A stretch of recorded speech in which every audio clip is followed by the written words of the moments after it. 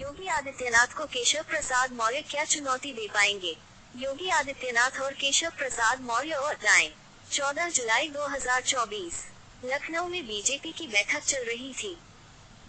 BJP के राष्ट्रीय अध्यक्ष जेपी नड्डा की मौजूदगी में यूपी सरकार के दो शीर्ष नेताओं ने यूपी के अंदर बीजेपी के खराब प्रदर्शन की अलग अलग वजहें गिनवाई।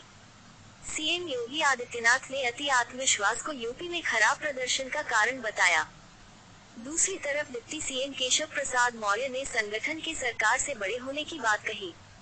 मुख्यमंत्री और उप मुख्यमंत्री दोनों ने यूपी में खराब प्रदर्शन के अलग अलग कारण बताए, लेकिन केशव प्रसाद मौर्य के बयान को योगी सरकार के खिलाफ टिप्पणी के रूप में देखा गया।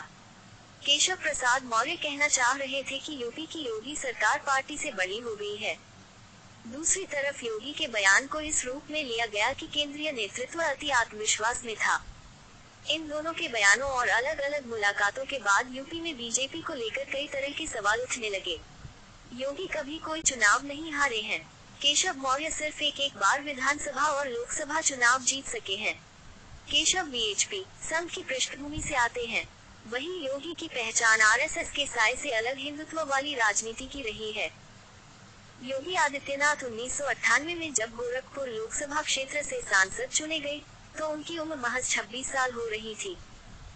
यूपी में योगी आदित्यनाथ बनाम केशव प्रसाद मौर्य की जो अटकलें लगाई जा रही हैं, उसे समझने के लिए कुछ तारीखों पर गौर करते हैं।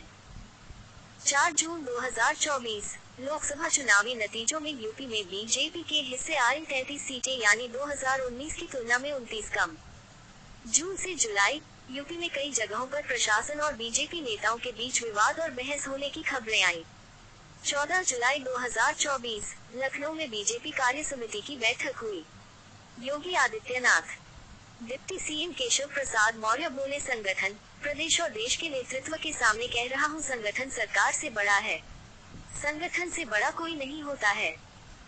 16 जुलाई 2024 दिल्ली में बीजेपी अध्यक्ष जेपी नड्डा से केशव प्रसाद मौर्य और यूपी प्रदेश अध्यक्ष भूपेंद्र चौधरी ने की मुलाकात। 17 जुलाई 2024 केशव प्रसाद मौर्य एक बार फिर सोशल मीडिया पर कहते हैं, संगठन सरकार से बड़ा। कार्यकर्ताओं का दर्द मेरा दर्द है, संगठन से बड़ा कोई नहीं, कार्यकर्ता ही गौरव है।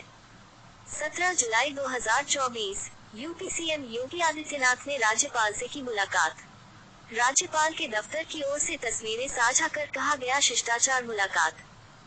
इस सवाल को सबसे पहले बड़े स्तर पर दिल्ली के सीएम अरविंद केजरीवाल ने लोकसभा चुनाव प्रचार के दौरान उठाया था। केजरीवाल ने 11 मई 2024 को एक चुनावी सभा में कहा था, अगर ये चुनाव जीत गए तो मेरे से लिखवा लो, 2 महीने के अंदर उत्तर प्रदेश का मुख्यमंत्री बदल देंगे ये लोग। योगी आदित्यनाथ की राजनीति खत्म करेंगे, उनको भी निपटा देंगे। ऐसे में बीजेपी की अगुवाई में नरेंद्र मोदी के दोबारा सत्ता में आने और यूपी में बीजेपी के खराब प्रदर्शन के बाद यही सवाल फिर उठने लगा है। बीजेपी आला कमान यूपी में पार्टी की बड़ी जीत न होने से नाराज है। कुछ लोग इसके लिए योगी आदित्यनाथ की तरफ इशारा करते हैं और कुछ शीर्ष नेतृत्व की तरफ। केशव प्रसाद मौर्य के ताजा बयान और सक्रियता को विपक्षी नेता इसी कड़ी से जोड़कर देख रहे हैं। 17 जुलाई को यूपी के पूर्व सीएम और समाजवादी पार्टी प्रमुख अखिलेश यादव ने बीजेपी सरकार को घेरने की कोशिश की।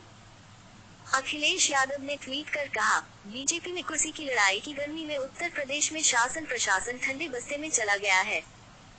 अखिलेश ने लिखा, तोड़फोड़ की राजनीति का जो काम बीजेपी दूसरे दलों में करती थी, अब वही काम वो अपने दल के अंदर कर रही है। इसीलिए बीजेपी अंदरूनी झगड़ों के दलदल में धंसती जा रही है। जनता के बारे में सोचने वाला बीजेपी में कोई नहीं है। अखिलेश के इस ट्वीट पर केशव प्रसाद मौर्य ने जवाब दिया। मौर्य ने ट्वीट कर कहा, सपा बहादुर अखिलेश यादव जी, बीजेपी का देश और प्रदेश दोनों जगह मजबूत संगठन और सरकार है। सपा का पीढ़ी धोखा है। यूपी में सपा के गुंडाराज की वापसी असंभव है। बीजेपी 2027 विधानसभा चुनाव में 2017 दोहराएगी। इसके बाद 17 जुलाई की देर रात अखिलेश यादव ने एक बार फिर ट्वीट कर कहा, लौटकर बुद्धू घर को आए।